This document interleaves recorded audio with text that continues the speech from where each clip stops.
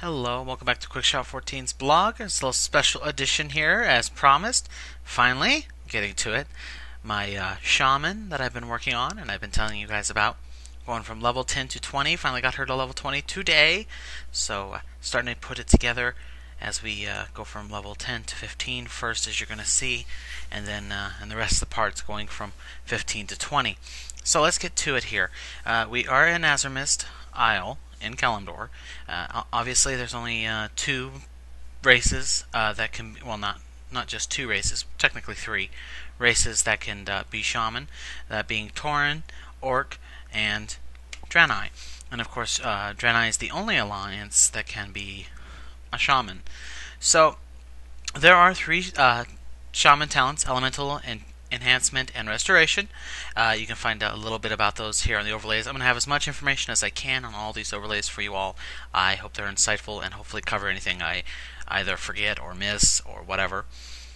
So what we're doing here is we're doing our starting levels. I've went ahead and skipped levels 1 through 10 because I consider that pretty much newbie land, because it's before you get any of your talents, before you get any of your trees, anything. So I figured we'll go ahead and skip that. If you're just curious about the shaman or whatever, I hope this gives you some insight on it. The main reason I decided to play Shaman is because I really didn't know squat about him. Not a darn thing. And as a healer, as myself, or as a possible raid leader or whatever, that's not a very good thing. It helps to know, especially in raids and stuff, what to expect from your teammates. So I encourage people to play each class at least once. Just give it a shot. Even if you don't like it, play it to at least the first 10 levels if you can. Stand it that long. If you can't, it's cool. Get a feel for it, get to understanding. I say at least 10 to 15 levels because you want to hit some of those talents, learn some of their talents, and it'll give you an insight about what you can expect from your teammates and different classes and things of that nature. So, I am doing quests here in Azurmist Isle, and at level 14-ish, or actually 12, 14, somewhere in there. I can't remember exactly. You'll see. We'll be moving over to Darkshore. Now, the reason I don't do the Blood Mist quests or move on to Blood Mist Isles, which is where you usually go with shamans, is because, frankly, I hate them. I don't like many of the quests on the Alliance or Horde side, actually, and so a lot of my Alliance characters will automatically go to Darkshore because, one, I'm very familiar with it. I've done it 15 million times, and it's fair XP, and it's pretty high traffic, yeah, because people are familiar with it. I don't know why. It just seems to work out better. I guess it's still grind, but for us who have done it so many times, it's less of a grind. Now, different people will tell you different things of how you should level your alts or your mains, or whatever. But this is just the way I do it, and I just want to explain why you're going to see me go to Darkshore instead of continuing a Blood Mist Isle. Of course, I will have to go to Blood Mist Isle at level 20, and any shaman, Alliance shaman, will have to get their third totem. Speaking of totems, let's talk a little bit about totems. Totems are important. You're going to get your first totem in the starting area. It will be an earth totem. Your second totem will be fire, and you're going to be seeing that on here.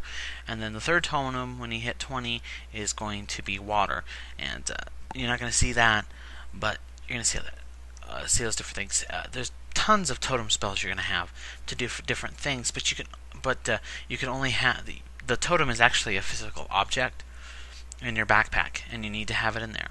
And so when you place that totem out, that's it. And if you try to place another totem of this, if you have one fire totem and you're trying to put out another fire totem, that fire totem you just put out will be canceled and a new one will be there. So try to keep that in mind. You can definitely put out multiple totems, though. Definitely. So we're doing the starting quest here, or not really the starting quest, but the quest areas here, and we're over by Silverpine Hold, and my priest who was doing this skipped a lot of these quests, and I actually had her go to Darkshore early, but at this point. But I went ahead and did them here, and there was a reason why I did, because you're going to have to go up just a little bit further northeast of Silverpine Hold, or whatever it's called, or Grabnall Hold. God, I don't remember. You want to go a little bit over there where these guys are. these Ravager specimens, which you have to kill for one of the quests anyway. And that's where you're going to find your fire totem guy. You're going to find a fire guardian, and you're going to see that there, and that's where you're going to get that quest. So it's just a good idea to go ahead and do them anyway. I won't lie to you, doing the fire totem quest can be a bit of a pain. You're going to go across the map, literally. He's going to have you do certain things here and there, and then he's going to send you all the way to the little island in the southwest of your map. So you have to go all the way back down there from up there. He does give you a little trinket or whatever, though, or a little item that lets you teleport back to him once you're done. So that was nice.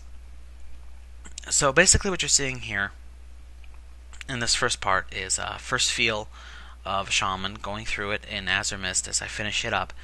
Part 2 will be finishing up Azuremist completely, I do believe, and then we'll be going over to Darkshore. So, actually I think that happens here. Oh, Lord. See, I just put these together and I don't even remember now. That's why I make notes. So, Shaman are quite interesting. They start with leather armor, and at level 40 they'll get metal armor. And they can use shields, and I highly suggest you do it. You'll get shields pretty early, and so you might as well just go ahead and use it. Interesting different types of spells. They do have healing spells, of course, as a restoration tree, so they do have healing spells. And they have their elemental spells, and then their enhancement spells.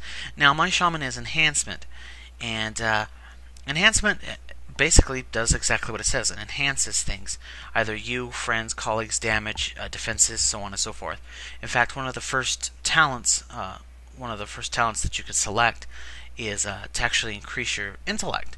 So I've put all 5 points in that, and I believe it increased my intellect about 6, 8. 10%, something in that area. I don't remember. Hopefully you can read it here as you see me trying to pick my next talent, going through them all as I was going through them. Yeah, I went ahead and did all 5 in those, and of course you don't have to be enhancement to use that. Obviously you can be any spec and gladly use that spot. I mean, anytime you have more mana, it's a good thing, and it's a really good thing for a Shaman because your heals, at least at this level and what I've experienced so far, are expensive as hell.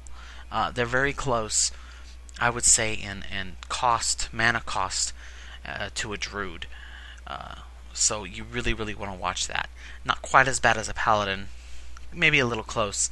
I would say more druidish in that area. So you're going to go ahead and do that. You'll see me doing a lot of ranged attacks, and maybe I'm just used to hurling spells at people. You know, playing a druid most of the time. I will pull out my mace and everything, and you get plenty of different spells and enhancements to enhance your weapon. And what's wonderful is it doesn't count as an enchantment or whatever. So you can have an enchantment on it and still use these spells on it to give it a little bonus to it. Obviously, the starting ones are kind of weak, but that's fine. You're going to do some serious damage here. Also, one of the benefits of being a Draenei Shaman is you're going to have Gifts of the Naru, so you have a bonus heal on top of the heal that you already have. So that comes in handy, and of course your heroic presence helps out a little bit too. There's really no real downside to being a Draenei Shaman, and I did try to play a Tauren Shaman before, and I just could not get into it way back then. And I've been liking the Draenei Shaman pretty much. It's actually a lot of fun. It's not that bad at all. It was a lot better experience than I thought, and I could definitely get used to it. We'll have to see where it goes, and just like my other alts. So you can see basically what I'm doing here is a lot of ranged, and you do have a lot of instant cast spells which are on a global cooldown. And what's nice about them, it's about 5 seconds.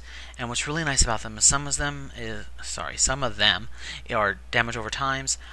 Others are a lot of damage, and they like to interrupt spells. Wonderful spell casting to have. It'll interrupt spells and stop casting of that certain spell school for like 5 seconds or something like that. So that's really nice. It comes in handy when you're fighting a mob or say PvP and somebody's trying to heal. Nothing more annoying than having that spell interrupted and then you can't cast it for 5 seconds. happened to me, so I know that. So that was really interesting, and I found really good use for that. It's also a good way to kill mobs that are trying to run away before they get away. It usually works out really, really well. And of course, Lightning Shield is a wonderful little ability. You have a few charges on it, and as people hit you, they're going to get hit by it and take damage from it. So that's a really nice one. There's some other ones that you'll see. Yeah, you'll get the next one at level 20, and it's water, and it deals with mana and things like of that nature.